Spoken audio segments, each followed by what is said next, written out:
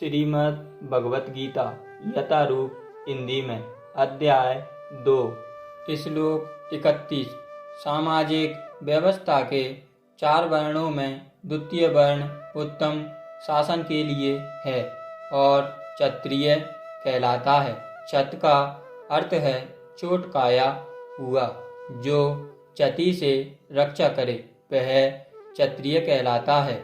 क्षत्रियों को वन में आकेट करने का प्रशिक्षण दिया जाता है। क्षत्रिय जंगल में जाकर शेर को ललकारता है और उससे आमने सामने अपनी तलवार से लड़ता था। शेर की मृत्यु होने पर उसकी राजसी ढंग से अंत्येष्टि की जाती थी।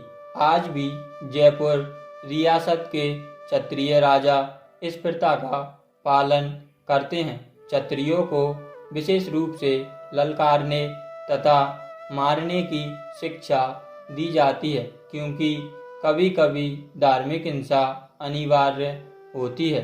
इसलिए क्षत्रियों को सीधे संन्यास आश्रम ग्रहण करने का विधान नहीं है। राजनीति में अहिंसा कूटनीतिक चाल हो सकती है, किंतु यह कभी भी कारण या सिद्धांत नहीं रही। श्लोक 32। विश्व के परम गुरु भगवान कृष्ण अर्जुन की इस प्रवृत्ति की भर्त्सना करते हैं, जब वह कहता है कि उसे इस युद्ध में कुछ भी तो लाभ नहीं दिख रहा है। इससे नरक में शाश्वत वास करना होगा। अर्जुन द्वारा ऐसे वक्तव्य केवल अज्ञान जन्म थे। वह अपने स्वधर्म के आचरण में अहिंसक बनना चाह रहा था, किंतु एक क्षत्रिय के लिए युद्ध भूमि में स्थिर होकर इस प्रकार अहिंसक बनना मूर्खों का दर्शन है।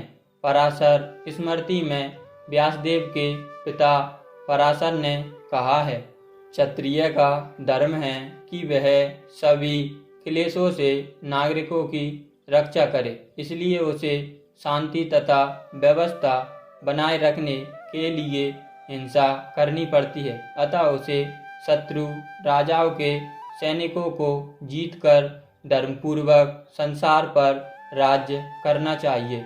यदि सभी पक्षों पर विचार करें तो अर्जुन को युद्ध में विमुख होने का कोई कारण नहीं था। यदि वह शत्रुओं को जीतता है तो राज्य भोग करेगा, और यदि वह युद्ध भूमि में मरता है तो स्वर्ग को जाएगा, जिसके द्वार उसके लिए खुले हुए हैं। युद्ध करने से उसे दोनों ही तरह लाभ होगा।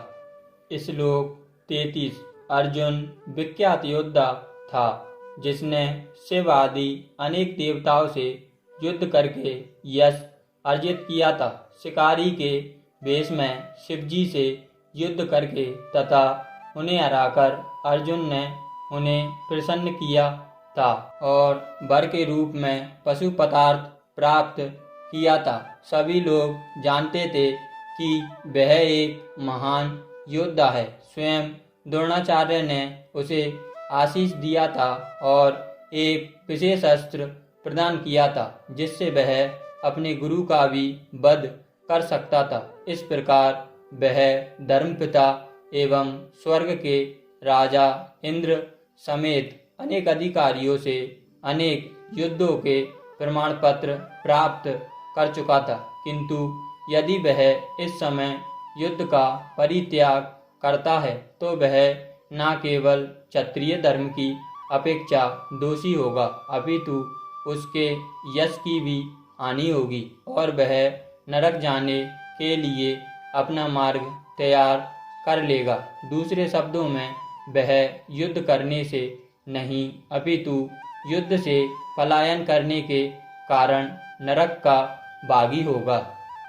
श्लोक 34। जब अर्जुन के मित्र तथा गुरु के रूप में भगवान कृष्ण अर्जुन को युद्ध से विमुख न होने का अंतिम निर्णय देते हैं, वे कहते हैं, अर्जुन, यदि तुम युद्ध प्रारंभ होने के पूर्व ही युद्ध भूमि छोड़ देते हो तो लोग तुम्हें कायर कहेंगे, और यदि तुम सोचते हो कि लोग गाली देते रहें किंतु तुम युद्ध भूमि से भागकर अपनी जान बचा लोगे, तो मेरी सलाह है कि तुम्हें युद्ध में मर जाना ही श्रेयस्कर होगा। तुम जैसे सम्माननीय व्यक्ति के लिए अपकीर्ति मृत्यु से भी बुरी है, अतः तुम्हें प्राण भय से भागना नहीं चाहिए। युद्ध में मर जाना ही श्रेयस्कर होगा।